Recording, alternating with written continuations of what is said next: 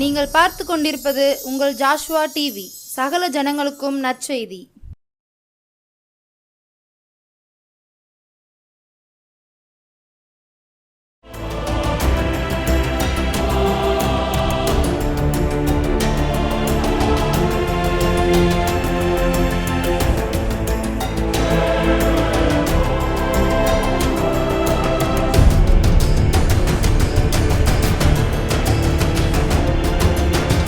இயேசு கிறிஸ்துவின் நாமத்தினால இந்த நன்னாளிலும் இந்த கிறிஸ்மஸ் நன்னாளிலே உங்கள் யாவருக்கும் எங்களுடைய கிறிஸ்மஸ் நல்வாழ்த்துக்களை தெரிவித்துக் கொள்கிறோம்.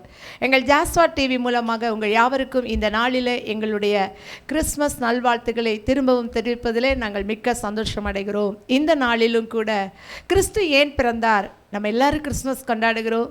இந்த நாளில் கிறிஸ்து பிறந்தார் என்று சொல்லி நம்ம எல்லோரும் நினைத்து இந்த கிறிஸ்மஸை கொண்டாடுகிறோம்.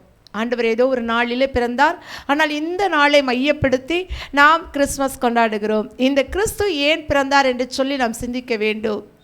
ஒரு குழந்தை பிறந்தால் அது ஏன் பிறந்தது, எப்படி பிறந்தது, எந்த சூழ்நிலையில் பிறந்தது, எந்த நேரத்தில் பிறந்தது என்று சொல்லியெல்லாம் மனிதர்கள் அதை ஆராய்வார்கள். ஆனால் இந்த கிறிஸ்து ஏன் நம்முடைய வாழ்க்கையில் பிறந்தார்? இன்றைக்கு இந்த கிறிஸ்து நம் உள்ளத்தில் பிறந்திருக்கிறாரா, இல்லை எங்கோ பெத்தலேகிலே ஒரு நாளிலே பிறந்த அந்த இயேசு கிறிஸ்துவின் பிறந்த நாளை நாம் கொண்டாடுகிறோமா? எது முக்கியம் என்பதை நாம் ஆராய்ந்து அறிய வேண்டும். ஒவ்வொருவர் உள்ளத்திலும் இந்த கிறிஸ்து பிறந்த நாளை கொண்டாடுகிற நாம் நம்முடைய உள்ளத்திலே ஆண்டவர் பிறந்திருக்கிறார். ஆமென், ஹல்லேலூயா. அந்த கிறிஸ்து இந்த உலகத்திற்கு எதற்காக வந்தார், இந்த கிறிஸ்து பிறந்தது நிமித்தம் என்ன வாழ்க்கையில் சம்பவித்தது என்பதை குறித்து நாம் பார்க்க போகிறோம். ஆமென், ஹல்லேலூயா. மனிதர்களுக்கு இதனால் என்ன நன்மை, இதைத்தான் நாம் பார்க்க போகிறோம். இந்த கிறிஸ்மஸ் நன்னாளிலும் கூட நீங்கள் எல்லோரும் எவ்வளோ வேலைகள் செய்து இந்த நாளில் நிறைய சாப்பாடுகள் செய்து நல்ல துணிகளை கட்டி இந்த நாளில் ஓய்ந்திருக்கிற இந்த வேளையில், அதாவது இந்த இரவு 7 மணி அளவில் உங்களோடு கூட இந்த கிறிஸ்மஸ் நற்செய்தியை கொடுப்பதிலே நான் மிக்க மகிழ்ச்சி அடைகிறேன். இந்த நாளிலும் கூட எடுத்து வாசிப்போம். மத்தேயு 4ஆம் அதிகாரம் 15ஆம் வசனம். இருளில் இருக்கும் ஜனங்கள் பெரிய வெளிச்சத்தை கண்டார்கள். மரண இருளின் திசையில் இருக்கிறவர்களுக்கு வெளிச்சம் உதித்தது என்று ஏசாயா தீர்க்கதரிசியினால் உரைக்கப்பட்டது நிறைவேறும்படி இப்படி நடந்தது. ஆமென், ஹல்லேலூயா. இருளில் இருக்கிற ஜனங்கள், ஆமென். இருளில் இருக்கிற ஜனங்கள் என்று சொன்னால், எங்களுக்கு நல்ல சூரியன் இருக்குது, நிறைய லைட்ஸ்லாம் இப்போ நிறைய மாடலாக வந்திருக்கு, எல்இடி பல்பு, எத்தனையோ விதவிதமான பல்புகள் வந்திருக்க போது எங்களுக்கு எதுக்கு இருள்? எங்கள் வாழ்க்கையில் எங்கே இருள்? இன்றைக்கி கூட நாங்கள் நிறையா வெளிச்சத்தை உண்டாக்குகிற வரமாக நிறைய ஸ்டார்ஸ்லாம் எங்கள் வீட்டில் போட்டிருக்கிறோம், சீரியல்ஸ் போட்டிருக்கிறோம். ஏன் எங்கள் வாழ்க்கையில் இருள் இருக்குது அப்படின்னு நீங்கள் கேள்வி கேட்கலாம். நாங்கள் எங்கே இருள் இருக்கிறோம் அப்படின்னு நீங்கள் சொல்லலாம். இருளில் இருக்கிற ஜனங்கள், ஆமென், ஹல்லேலூயா. இன்றைக்கி எத்தனையோ ஜனங்கள் இருளில் இருக்கிறாங்க. ஏன் தெரியுமா? ஆண்டவர் இந்த உலகத்தில் மனுஷனை படைக்கும் பொழுது அவர்களோடு கூட உறவாடவும், அவர்களை வந்து பார்க்கவும், அவர்களோடு கூட இருக்கவும் கர்த்தர் விரும்பி ஏதேன் தோட்டத்திலே ஆதாம் ஏவாளை படைத்தார். இந்த ஆதாமும் ஏவாளும் மிகவும் சந்தோஷமாய், தாங்கள் நிர்வாணிகள் என்று கூட அறியாதபடி அவ்வளவு சந்தோஷமாய் வாழ்ந்து கொண்டிருந்தார்கள். ஆண்டவரும் ஒவ்வொரு நாள் மாலை வேளையிலும் குளிர்ச்சியான வேளையில் அவர்களை சந்திக்க இந்த ஏதேன் தோட்டத்திற்கு வந்தார். நடந்தது என்ன தெரியுமா? ஒரு சர்ப்பம் வந்து அந்த ஸ்திரீயானவளை பார்த்து, ஏவாளை பார்த்து கேட்டது, இந்த தோட்டத்தில் எல்லா கனிகளையும் புசிக்கலாம் என்று சொல்லி ஆண்டவர் சொன்னதுண்டோ? இப்படித்தான் நம்ம வாழ்க்கையிலும் கூட இருள் வரும். நான் வெளிச்சத்தில் தான் வாழ்கிறேன், நான் நல்ல ஒரு வெளிச்சத்தில் வாழ்கிறேன் என்று நீங்கள் சொல்கிறீர்கள். ஆனால் இந்த இருள் நம்ம வாழ்க்கையில் எப்படி வரும் என்பதைத்தான் இன்றைக்கு நாம் பார்த்து, அந்த இருளில் நடக்கிற நாம் எப்படி வெளிச்சத்தை பார்க்க வேண்டும் என்று சொல்லி இந்த நாளில் நாம் பார்க்க போகிறோம். இந்த இருளில் நடக்கிறதற்காக இந்த ஸ்திரீயானவளை பார்த்து இந்த சர்ப்பமானது கேட்கிறது. இங்கே சொன்னதுண்டோன்னு சொன்னோடனே அந்த ஸ்திரீயானவள் சொல்கிறார், எல்லாரும் சொல்கிற மாதிரி தான் நாம் கூட சில நேரங்களில் சிலர் கேட்கிற கேள்விக்கு அப்படியே பதில் சொல்லிவிடுவோம். கொஞ்சம் மறைத்து பேச வேண்டும், இல்லை என்றால் சூட்சகமாக பேச வேண்டும் என்று சொல்லி நமக்கு தெரியாது, உண்மையைத்தானே பேசுகிறோம் என்று சொல்லி சில காரியங்களில் நாமே சிக்கிக்கொள்வோம். அப்படித்தான் இந்த ஏவாளும் சிக்கிக்கொண்டாள். எப்படி என்றால், தோட்டத்தில் நடுவில் இருக்கிற இந்த கனியை மாத்திரம் ஆண்டவர் புசிக்காதீங்கன்னு சொன்னாங்க. இதை புசிக்கிற நாளில் கண் திறக்கப்படும் என்று அந்த சர்ப்பமானது இவர்களுக்கு சொன்னது. உடனே இந்த ஸ்திரீயானவள் பார்க்கும் பொழுது அது பார்வைக்கு அழகும் புசிப்புக்கும் இனிமையுமாக இருந்துதான். ஹல்லேலூயா. இன்றைக்கி பாவம் பார்த்தீங்கன்னா, பாவம் இருள் இப்படி தான் நம்மளை சூழ்ந்து கொள்ளும். பாவம் எப்படி இருக்குன்னா, பார்க்க பழபழன்னு இருக்கும், அதை எடுத்து பார்க்கும்போது இனிமையாக இருக்கும். ஹல்லேலூயா. பாவம் எப்போவுமே முதல்ல கசப்பை தரவே தராது.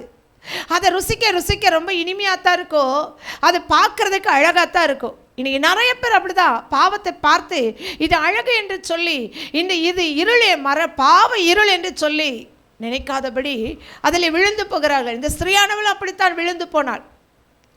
இது பாவ இருள், இது பாவத்தின் காரியம் என்று சொல்லி ஆண்டவர் தொடக்கூடாது என்று சொன்ன இந்த காரியத்தை நான் தொடாமல் விட்டு விடுவேன் என்று சொல்லாதபடிக்கு அந்த கனியை புசிப்பதற்கு ஆயத்தமானாள்.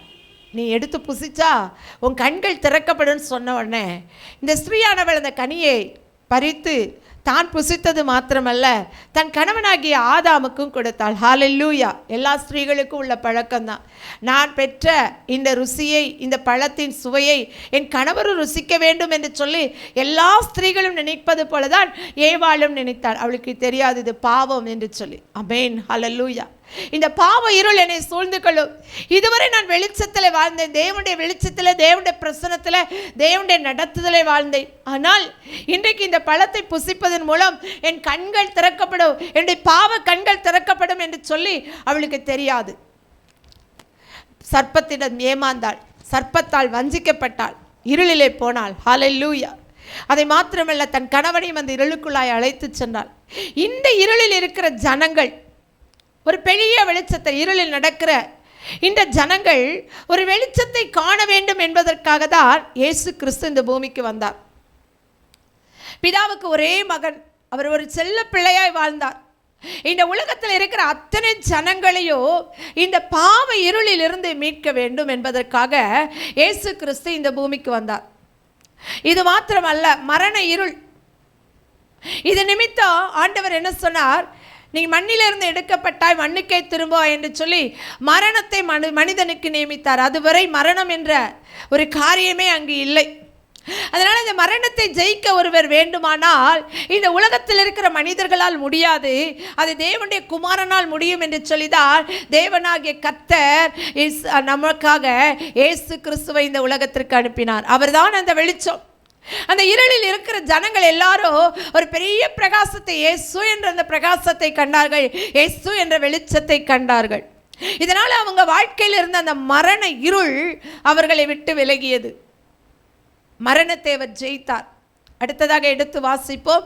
1 யோவான் 1:5. தேவன் ஒளியாய் இருக்கிறார், அவரில் எவ்வளவேனும் இருள் இல்லை. இது நாங்கள் அவரிடத்தில் கேட்டு உங்களுக்கு அறிவிக்கிற விசேஷமாய் இருக்கிறது. ஆமென். ஹல்லேலூயா. தேவன் ஒளியாய் இருக்கிறார். நம்முடைய தேவன் எப்படிப்பட்டவர் தெரியுமா? பிரகாசிக்கிறவர், ஒருவரும் சேரக்கூடாத வெளிச்சத்தை உடையவர், ஒருவரும் சேரக்கூடாத அக்கினிமயமானவர் நம்முடைய தேவன். இந்த வானத்தில் இருக்கிற சூரியனையே கொஞ்சம் தூரம் நம்ம பார்க்கவே முடியாது. கொஞ்ச நேரம் நம்மளால் பார்க்க முடியுமா? முடியவிட முடியாது. சூரியனை விட பல மடங்கு பிரகாசம் உள்ள தேவனை நாம் ஆராதிக்கிறோம். ஆமென். ஹல்லேலூயா. இந்த நாளிலும் கூட இந்த செய்தியை கேட்கிற நீங்கள் ஒருவேளை இயேசு என்றால் எனக்கு யார் என்று தெரியாது, கிறிஸ்மஸ் எதற்கு கொண்டாடுகிறார்கள் என்றும் எனக்கு தெரியாது, இயேசு கிறிஸ்து ஒரு பெரிய வெளிச்சமாக இந்த உலகத்தில் தோன்றினார் என்று நீங்கள் சொல்கிறீர்கள். இந்த வெளிச்சம் என்ன செய்யும் என்று சொன்னால், அதில் கொஞ்சமேனும் இருள் இல்லை. நாம் ஆராதிக்கிற தேவன், நாங்கள் சொல்கிற இந்த இயேசு வெளிச்சத்தின் தேவன். அவர் இருளை ஒரு நாள் அனுமதிக்க மாட்டார். அவரிடத்துல இருள் இல்லை. இன்னைக்கு நம்ம வாழ்க்கையில் பாவ இருள், மரண இருள், எத்தனையோ சோதனை என்னும் இருள் வீசிக்கொண்டு இருக்கிறது அல்லவா? இதையெல்லாம் விட்டு நாம் விலக வேண்டுமானால், இதிலிருந்தெல்லாம் நாம் மீட்கப்பட வேண்டுமானால் இயேசு கிறிஸ்து தான் நமக்கு வழி. அவர் மிகுந்த ஒளியாக இருக்கிறார், அவர் கொஞ்சமேனும் இருள் இல்லை. இதை நாங்கள் அறிந்திருக்கிறபடியால் தான் உங்களிடத்தில் இந்த நல்ல காரியத்தை சொல்ல வந்திருக்கிறோம் இந்த கிறிஸ்மஸ் நாளில். ஒருவேளை நான் கிறிஸ்தவர்களாக இருக்கிறோம், ஆனால் இயேசு எதற்காக பிறந்தார், எதற்காக மரித்தார், எதற்காக உயிர்த்தார் என்பது எங்களுக்கு கொஞ்சமேனும் தெரியாது. எங்கள் அம்மா என்னை ஆலயத்துக்கு போக சொன்னாங்க, இந்த கிறிஸ்மஸ் மாத்திரம் நான் ஆலயத்துக்கு போயிட்டு வந்துடுவேன், அவர் எதுக்கு பிறந்தாருன்னு எனக்கு தெரியவே தெரியாதுன்னு சொல்கிறீங்களா? உங்களுடைய பாவங்களுக்காகவும் என்னுடைய பாவங்களுக்காகவும் இந்த உலகத்தில் மரணம் என்று ஒன்று உண்டு, அதை ஜெயிக்க வேண்டும் என்பதற்காகவும் தான் இயேசு கிறிஸ்து இந்த உலகத்திற்கு வந்தார்.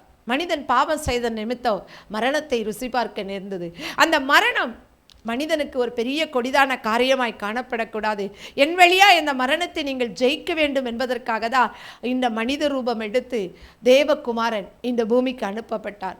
இந்த பூமியில் உள்ள அத்தனை ஜனங்களுடைய பாவங்களையும் சுமந்து தீர்க்கிற ஒரு தேவ ஆட்டுக்குட்டியாய் இந்த உலகத்திற்கு அனுப்பப்பட்டார். அவர் இந்த உலகத்திற்கு வெளிச்சமாக இருக்கிறார். அவருடைய வெளிச்சத்தில் நாம் நடப்போமானால் நம்முடைய வாழ்க்கையில் எந்த ஒரு இருளும் நம்மை சூழ்ந்து கொள்ளாது. ஆமென், ஹல்லேலூயா. அடுத்ததாக வாசிப்போ 1 தீமோத்தேயு 1:15. பாவிகளை ரட்சிக்க கிறிஸ்து இயேசு உலகத்தில் வந்தார் என்கிற வார்த்தை உண்மையும் எல்லா அங்கீகரிப்புக்கும் பாத்திரமுமானது. ஹல்லேலூயா. இந்த உலகத்திற்கு எதற்கு ஆண்டவர் வந்தார் தெரியுமா? பாவிகளை ரட்சிக்க. அப்படின்னா என்ன அர்த்தம்னா, பாவத்தில் வாழ்கிற மனிதர்களை மீட்பதற்காக இந்த உலகத்தில் வாழ்ந்தார் இயேசு. நாம கூட ஒரு காலத்தில், நானும் கூட ஒரு காலத்தில் இயேசு என்றால் யார் என்று தெரியாது. இயேசு என்ற ஒரு தெய்வம் உண்டு என்பதையும் நான் ஏற்றுக்கொள்ளவில்லை. இயேசு என்ற பெயரை கேட்டாலே எனக்கு பிடிக்காது. இப்படிப்பட்ட ஒரு வாழ்க்கை வாழ்ந்த எனக்கு வியாதி என்னும் இருள் சூழ்ந்து கொண்டது. மனுஷருக்கு இந்த வாழ்விலே நிறைய இருள் இருக்கு. இருளின் பாதையில் தான் நம்ம நடந்து கொண்டிருக்கிறோம். ஒரு பாவியாக இயேசுவை மறுதளித்து, இயேசு என்றால் யார் என்று தெரியாது, தெய்வம் என்று சொல்லி எதையோ வணங்கி வாழ்க்கையில் பாவியாக வாழ்ந்த என்னை, பாவம் செய்து நான் பிறந்தது முதல் இந்த நாள் வரை இருக்கிற எல்லா பாவங்களையும் ரட்சிக்க ஒரு தெய்வம் உண்டென்று அறியாதபடி வாழ்ந்த எனக்கு தேவன் இரட்சகராய் வெளிப்பட்டார். பாவிகளை ரட்சிக்கும்படிதான் இந்த கிறிஸ்து இயேசு இந்த உலகத்திற்கு வந்தார். நான் பாவியாய் வாழ்ந்தேன், என்னை ரட்சிக்க தான் என் இயேசு இந்த பூமிக்கு வந்தார். அவர் எதற்காக வந்தார் என்று சொன்னால், பாவ இருளிலே வாழ்கிற அநேக ஜனங்களை மீட்கும்படிக்கு. அவர் இந்த உலகத்தில் வாழ்ந்த போது ஒரு வேசி விபச்சாரத்தில் பிடிக்கப்பட்டார். எல்லாரும் அவளை கல்லெறிந்து கொள்ள வேண்டும் என்று சொல்லி அவளை துரத்தி கொண்டு வந்தார்கள். ஆனால் அவளோ இயேசுவின் பாதத்தில் வந்து விழுந்தாள். விழுந்தது மாத்திரமல்ல, தன்னை ரட்சிக்கத்தக்க தெய்வம் இவர்தான் என்று சொல்லி அவள் அறிந்து அந்த பாதத்தில் விழுந்திருக்கிறார். நிச்சயமாக பாவிகளை ரட்சிக்கவும், அந்த பாவத்தை மன்னிக்கவும், அந்த பாவத்திலிருந்து விடுதலை கொடுக்கவும் இயேசு கிறிஸ்து ஒருவருக்கு மாத்திரம்தான் அதிகாரம் உண்டு, வேறு யாருக்கும் இல்லை. இது அந்த ஸ்திரீக்கு தெரிந்ததுனால அந்த விபச்சாரத்தில் பிடிபட்ட அந்த ஸ்திரீ அவருடைய பாதத்தில் விழுந்து அவரை வணங்கினாள், என்னை காப்பாற்றும் என்று சொல்லி. ஆண்டவரோ அங்கே கூடியிருந்த ஜனங்களுக்கெல்லாம் தரையில் எழுதி காட்டினார், உங்களில் ஒருவன் பாவம் செய்யாவிட்டால் இவள் மேல் கல்லறிய கடவன். எல்லாருமே அவளோடு கூட பாவம் செய்தவர்கள், அதனால ஒருவர் கூட அங்கே மீந்திருக்கவில்லை. அப்படின்னா என்ன அர்த்தம்னு கேட்டிங்கன்னா, இந்த உலகத்தில் பாவம் செய்யாத மனிதனே கிடையாது. எல்லா மனிதனும் பாவத்தில் தான் பிறந்திருக்கிறார். சங்கீதக்காரன் சொல்கிறார், நான் பாவத்திலே உருவாக்கப்பட்டேன். ஆமேன், ஹல்லேலூயா. நம்ம எல்லாருமே பாவிகள் தான். ஒரு நாளில் ஆண்டவரை விட்டு தூரமாய் வாழ்ந்து ஆண்டவருடைய இரத்தத்தினால் கழுவப்படாமல் பாவிகளாய் வாழ்ந்த நம்மைத்தான் இயேசு தெரிந்தெடுத்து ரட்சிக்க இந்த உலகத்திற்கு வந்தார். ஆமென், ஹல்லேலூயா. அவர் பாவிகளை ரட்சிக்கும்படியாய் இந்த உலகத்திற்கு கடந்து வந்தார். இந்த பாவ இருள் இந்த உலகத்தை விட்டு நீங்க வேண்டும். இன்னும் இந்த உலகம் இருளில் இருக்குன்னு சொல்கிறீங்களே, நல்ல வெளிச்சத்தில் இருக்குது. முன்பு கூட ரோட்டில் நிறைய விளக்குகள் எரியாது, முன்பு காலத்தில் ஒரு காலத்தில். ஆனால் இன்றைக்கி பார்த்தீங்கன்னா எத்தனையோ விதவிதமான வெளிச்சத்தை கொடுக்க உயரமான பல்புகள் இடத்துல இருக்கிறது. நீங்கள் என்னென்னா இருள் இருக்குன்னு சொல்கிறீங்களே, நான் அந்த வெளிச்சத்தை சொல்லவில்லை. மனிதனுடைய இருதயத்தில் எத்தனையோ இருள் சூழப்பட்டு வேதனையோடு கண்ணீரோடு கவலையோடு வாழ்கிறார்கள் அல்லவா? அப்படிப்பட்டவர்களை ரட்சிக்கத்தான் இயேசு இந்த உலகத்திற்கு வந்தார். இன்னைக்கு மருத்துவர்களிடத்தில் மருத்துவமனையில் எத்தனை பேர் இருக்கிறார்கள் தெரியுமா? என் வாழ்க்கையில் இந்த வியாதிக்கு மருந்தே இல்லை, நான் என்ன செய்வேன் என்று சொல்லி அழுது கொண்டு அழுகையின் இருளிலே வாழ்கிற ஜனங்கள் எத்தனை பேர் தெரியுமா? ஆனால் இயேசு அவர்கள் அருகிலே வருவார், அவர்களை தொட்டு சுகமாக்குவார். குஷ்டரோகி ஒருவன், ஆண்டவரே உமக்கு சித்தமானால் என்னை சுத்தமாக்கும் என்று சொன்னான். ஆண்டவர் சொன்னார், எனக்கு சித்தம் உண்டு, நீ சுத்தமாக என்று சொல்லி. யாரும் இந்த உலகத்தில் வியாதியின் இருளில் வாழ்வது அவருடைய விருப்பம் அல்ல, அவருடைய சித்தம் அல்ல. அவர்களை ரட்சிக்க தேவன் வந்திருக்கிறார். அது மாத்திரம் அல்ல, நம்முடைய ஆவியானவர், நம்முடைய ஆண்டவர் நமக்காக மரித்து நமக்காக உயிர்த்து பரலோகத்தில் நமக்காக ஒரு ஸ்தலத்தையும் ஆயத்தம் பண்ணி வைத்திருக்கிறார். அந்த தேவனை இந்த நாள் பிறந்ததாக நாம் எல்லோரும் இந்த கிறிஸ்மஸ் பண்டிகையை கொண்டாடுகிறோம். இந்த நாளில் அந்த இயேசு உங்கள் உள்ளத்தில் பிறந்திருக்கிறாரா? வீட்டில் குடியில் பிறந்திருக்கிற அந்த இயேசு உங்கள் உள்ளத்தில் உங்கள் ஒவ்வொருவரும் உள்ளத்திலும் பிறந்திருக்கிறாரா? உங்கள் வாழ்க்கையில் வெளிச்சம் இருக்கிறதா? எங்கோ ஒரு இடத்துல எனக்கு ஏதோ ஒரு இருள் இருந்து கொண்டு தான் இருக்கிறேன் என்று சொல்கிறீர்களா? இந்த நாளிலே அந்த இருள் நீங்க வேண்டும். அந்த பாவ இருள் நீங்குவதற்காக தான் இயேசு கிறிஸ்து பிறந்திருக்கிறார். அந்த இயேசுவை தான் இன்றைக்கு நாம் கிறிஸ்மஸ் பண்டிகையாய் கொண்டாடுகிறோம். ஆமென், ஹல்லேலூயா. இந்த நாளிலும் கூட என்னுடைய வாழ்க்கையில் இருக்கிற பாவ இருள் நீங்கணும். ஆமென், ஹல்லேலூயா. வேதத்தில் சகை என்று ஒரு மனிதன் இருந்தான். அவன் குள்ளனாய் இருந்தான். அவனுடைய வாழ்க்கையில் ஒரு பெரிய பாவம் ஒன்றும் செய்யலை. அவன் வைத்திருந்த பணத்தை வட்டிக்கு கொடுத்து அவன் தேவைக்கு சம்பாதித்தான். நம்ம அப்படி தான் சொல்லுவோம், என்னுடைய தேவைக்கு நான் சம்பாதிக்கிறேன், இது ஒன்றும் பாவம் இல்லை. உங்களுக்கு சம்பாதிக்க தெரியல, அதனால நீங்கள் இருக்கீங்க. எனக்கு சம்பாதிக்கிற அந்த நேக்கு தெரியுது, அதனால நான் வாழ்கிறேன் என்று சொல்வார்கள். அப்படி அல்ல. அநியாயமாய் சம்பாதிப்பது கூட ஆண்டவருக்கு பிரியமில்லாத காரியம் என்று சொல்லி அந்த இயேசுவை அவன் பார்த்தபோது அறிந்தான். இயேசு எப்படிப்பட்டவர்? இந்த இயேசு இயேசு என்று சொல்கிறாரே, இது எப்படிப்பட்டவர் என்று சொல்லி பார்ப்பதற்காக அவன் குள்ளமாக இருந்தபடியால் அந்த காட்டத்தி மரத்தில் ஏறி உட்கார்ந்து அவரை பார்க்க விரும்பினான். அந்த இயேசுவுக்கோ தன்னை பார்க்க விரும்புகிறவனை தெரியும். ஆமென், ஹல்லேலூயா. அப்படின்னா என்னன்னா, இயேசுவே நான் உங்களை பார்க்கணும்னு சொல்லி உங்கள் உள்ளத்தில் நினச்சா கூட அந்த இயேசு உங்கள் இல்லத்தில் வருவார். ஹல்லேலூயா. அவர் நல்லவர், அவர் நல்லவர். அந்த சகைவை கீழே இறங்கி வா என்று சொல்லி உன்னுடைய வீட்டிற்கு வர வேண்டும் என்று சொன்னார். வர வேண்டும் என்று சொன்ன ஆண்டவர் சும்மா இருக்கல. அந்த வீட்டிற்கு போன உடனே இந்த வீட்டுக்கு ரட்சிப்பு வந்தது என்று சொன்னார். ஹல்லேலூயா, ஹல்லேலூயா. ரட்சிப்பு என்று சொன்னால் மீட்பு, அந்த விடுதலை, அவர்களை காப்பாற்றுகிற தெய்வமாக அவர்கள் மத்தியிலே கடந்து போனார். உடனடியாய் அவன் உணர்த்தப்பட்டான். இயேசு எதுவும் சொல்லலை, நீ இத்தனை பேர்கிட்ட வட்டிக்கு வாங்கி அநியாயமாய் சம்பாதித்து வைத்திருக்கிறாய் என்று சொல்லலை. இயேசு உள்ளத்தில், சகைய உள்ளத்தில் பிறந்ததுனால நான் அநியாயமாக சம்பாதித்து வைத்திருக்கிறேன், நான் சம்பாதித்த பணத்தை 4 மடங்கு நான் திரும்ப கொடுத்துருவேன். 1 ரூபாய் வாங்கியிருந்தேன்னா நான் 4 ரூபாய் திரும்ப கொடுத்துறேன்னு சொல்லி பாவத்தை உணர்த்துகிற ஒரு வல்லமை இயேசுவுக்கு இருந்தது. இந்த நாளிலும் கூட உங்கள் இல்லத்தில் பிறந்த இயேசு உங்களோடு கூட இடைபடுகிறாரா? உங்கள் உள்ளத்தில் பிறந்த இயேசு உங்களை பாவத்திலிருந்து ரட்சிக்கிறாரா? உங்களை விடுதலையாக்கி இருக்கிறாரா? அதுதான் உண்மையான கிறிஸ்மஸ். நீங்கள் பாவத்திலிருந்தோ மரண இருளிலிருந்தோ அவர் அதற்காக தான் இந்த பூமிக்கு வந்தார். இதிலிருந்து நீங்கள் ரட்சிக்கப்பட்டிருந்தீர்கள், விடுதலையாக்கி இருந்தீர்களால் உங்கள் வாழ்க்கையில் உண்மையான கிறிஸ்மஸ் இதுதான்.